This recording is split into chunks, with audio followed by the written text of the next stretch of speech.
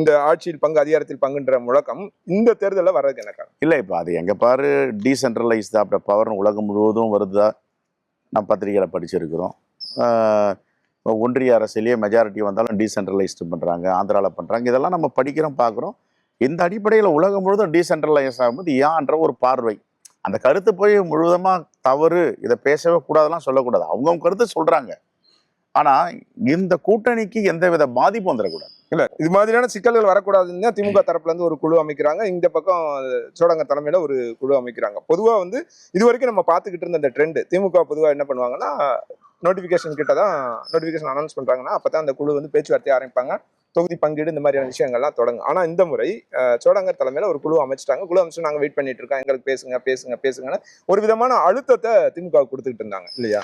இல்லை, அது அழுத்தம் இல்லை, பீகாருடைய படிப்பினை, பீகாருடைய அனுபவம். ஏன்னா லாஸ்ட் மினிட்ல நாமினேஷன் ஃபைல் பண்ணுறதுக்கு 3 மணிக்கு முடிய போகுதுன்னா அன்னைக்கு காலையில் தான் சிலதெல்லாம் அனௌன்ஸ் பண்ணினாங்க. இது மாதிரி சிக்கலும் இது மாதிரி பிரச்சனைகளும் வரத்தான் செஞ்சது.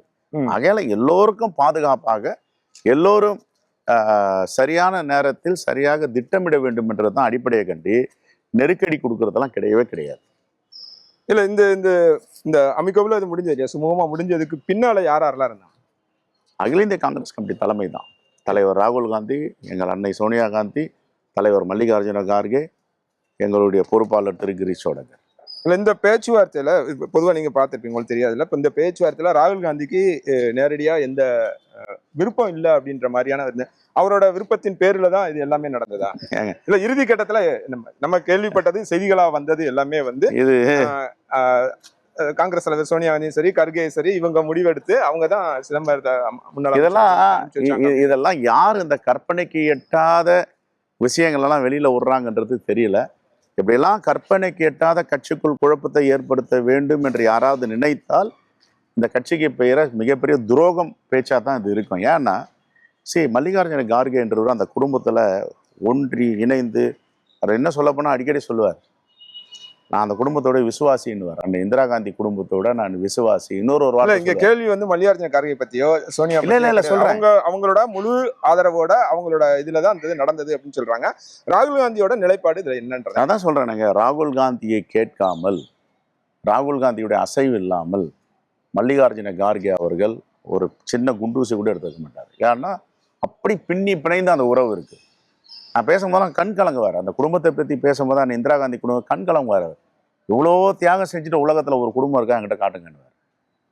அப்படி இருக்கிற ஒரு தலைவர் வந்து தலைவர் ராகுல் காந்தியோட கேட்காமல் அதெல்லாம் செய்வாங்க. இல்ல, இப்ப சமீபத்துல இல்ல அந்த அரை வேக்காட்டுத்தனமாக எடுத்தோம் கவுத்தோம் பேசினோம்னு மனசாட்சி இல்லாம பேசுறவங்க இது மாதிரி ஏதாவது கிளப்பிடுவாங்க. எனக்கு தெரியும், இது எல்லோருடைய ஒப்புதலோடு தான் என்னோடு தலைவர் ப. சிதம்பரம் அவர்களை அனுப்பினார்கள். நீங்க பேசுங்க, ஏன் கொடுக்க மாட்டேன்றாங்கன்னு கேளுங்கன்னு கேட்டாங்க. அவரை வந்து என்ன தலைமை சொல்லிச்சு அதை தான் பேசினார். அகில இந்திய தலைமை என்ன வழிகாட்டுதல் கொடுத்து இருங்க 2 பேரும் நாங்கள் தான் பேசணும். அதற்கு பிறகு அடுத்த நாள் 3ஆம் தேதி பேசுகிறோம். 4ஆம் தேதி காலையில் திரு மல்லிகார்ஜுன கார்கே அவரோட தொடர்பு கொண்டு பேசுகிறாங்க. அவர் தொடர்பு கொண்டு பேசுகிறாரு. மேடம் எல்லோரும் கன்சல்ட் பண்ணி எல்லோரும் சேர்ந்து ரைட் நாளைக்கு மறுநாள் 3 மணியோட அந்த ஆலோசனையில ராகுல் இருந்தாரா? எல்லாம் அவங்களை கேட்காம பேச மாட்டாங்க சார். சரி, மல்லிகார்ஜுன கார்கே அவர் தலைவர் ராகுல் காந்தியோடைய கண் அசைவு இல்லாமல் எதையும் செய்ய மாட்டார். பல விஷயங்கள் நான் பார்த்துருக்கேன். அன்னைக்கு 3 மணிக்கு நாமினேஷன் ஃபைல் பண்ணணும். 4ஆம் தேதி அன்னைக்கு முடிவெடுக்கிறாங்க. 4ஆம் தேதி இரவு கையெழுத்து போடுறோம், ஒப்பந்தத்தில் கையெழுத்து போடுறோம். 5ஆம் தேதி 3 மணிக்கு நாமினேஷன் ஃபைல் பண்ணணும். இந்த குருஷியல் பீரியட் 12 மணி நேரம் கூட கிடையாது, 12 மணி நேரம் கூட கிடையாது. அப்போ இதை யார் முடிவு எடுத்திருப்பாங்க? எல்லோரும் சேர்ந்து தான் முட்டாள்தானம்மா அற வேக்காடுங்க, இவருக்கு தெரியாது அவருக்கு ஒரு அகில இந்திய காங்கிரஸ் கமிட்டி போயிட்டு ஒரு டைரக்ஷன் தெரியாதுன்னு சொல்லல, அவர் விருப்பம் இல்லாமல் அல்லது இவங்க முடிவு எடுத்துக்கட்டும் அப்படின்னு ஒதுங்கிட்டாங்க. சரி ரைட். இப்ப நீங்க சொல்ற இடத்துல இன்னும் ஒரு படி மேல போய் சொல்லுங்க. இதெல்லாம் இந்த தமிழ்நாட்டு காங்கிரஸ் கமிட்டியில மக்களையும் சில பேரையும் குழப்பறதுக்காக சில குழப்பவாதிகள் பேசுற பேச்சு, இதெல்லாம் அடாவடித்தனமா பேசுறது, பிறர் மனசு சங்கடப்படாமன்னு பாக்குறது கிடையாது. என்ன வேணாலும் பேசுவாங்க.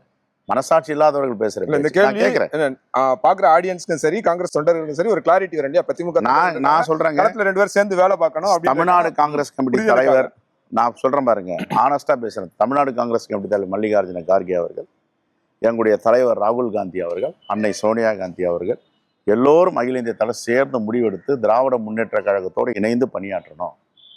இப்போ 26 மட்டும் இல்லை, 29லையும் நாங்கள் அந்த அடிப்படையில் இந்த தொகுதி உடன்பாடு ஏற்பட்டது. இதில் எந்த குழப்பமும் இல்லை, எந்த சந்தேகமும் இல்லை. ஒரு மனதாக நாங்கள் ஏற்றுக்கொண்டு செய்கிறோம்.